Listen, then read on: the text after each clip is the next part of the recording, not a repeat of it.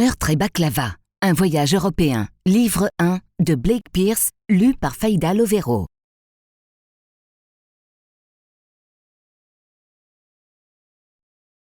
Chapitre 1.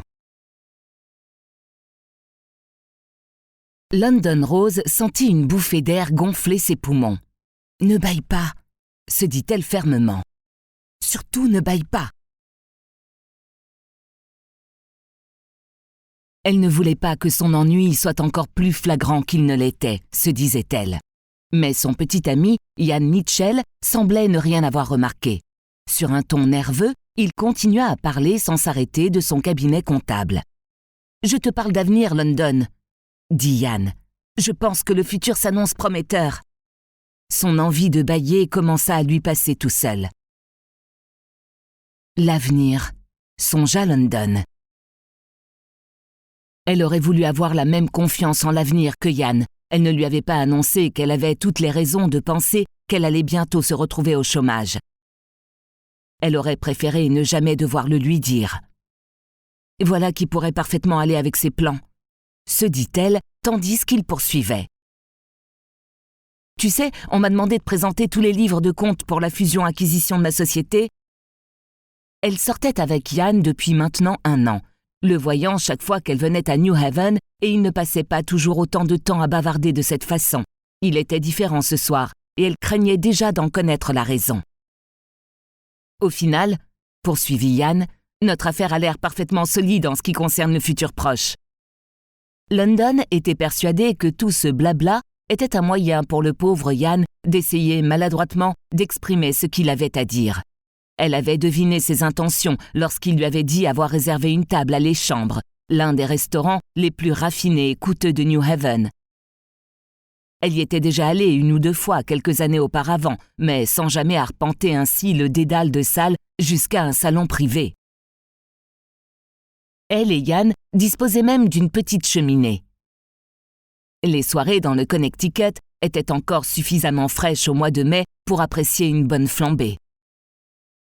Le cadre était parfait, avec le feu de cheminée et la lumière des bougies, l'éclat tamisé des candélabres, les murs aux chaleureuses teintes brun crème, ainsi que les confortables chaises capitonnées devant la table élégamment dressée. Le repas avait été somptueux. Une soupe glacée aux petits pois à l'anglaise, avec son fromage de chèvre mariné à la menthe, suivie de délicieuses ravioles de homard. La conversation, cependant, laissait quelque peu à désirer. Ian continuait de parler affaires. « Tu vois, j'ai fait des projections annuelles pour l'entreprise. » London s'efforçait d'écouter tout en piquant sa fourchette dans sa profiterole. Le chou s'entr'ouvrit de façon exquise, révélant une crème pâtissière aérienne à l'intérieur. Elle en prit une légère bouchée qui fondit délicieusement dans sa bouche. « Sublime !» se dit-elle. Elle avait parcouru le monde, goûtant aux plats les plus savoureux dans des centaines d'endroits différents, et savait qu'elle était plutôt une bonne critique gastronomique. En fait, la profiterole était légère et délicate. Cela semblait presque un miracle qu'elle ne se mette pas à flotter dans les airs. Elle la savourerait malgré les circonstances, tout comme le reste du dîner. Elle aurait seulement voulu que la soirée ne soit pas destinée à s'achever comme elle le pressentait. Et nous sommes en train d'établir 2 plans, un sur 10 ans, l'autre sur 20. Poursuivit Ian. Il s'interrompit brusquement. Va-t-il me faire sa demande maintenant ? Peu probable, vu ses dires.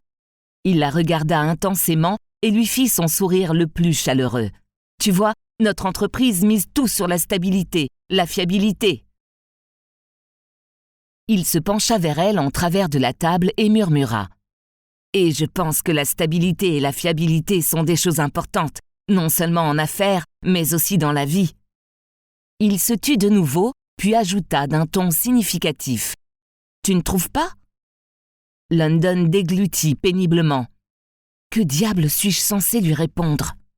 Par chance, avant qu'elle n'essaie de formuler quoi que ce soit, leur serveur français très collé monté s'approcha de la table. « Tout se passe comme vous le souhaitez, monsieur, madame ?» demanda-t-il avec un fort accent.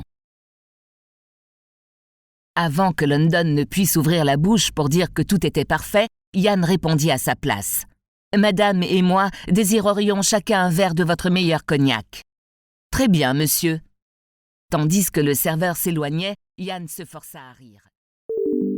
Nous espérons que vous avez apprécié cet aperçu.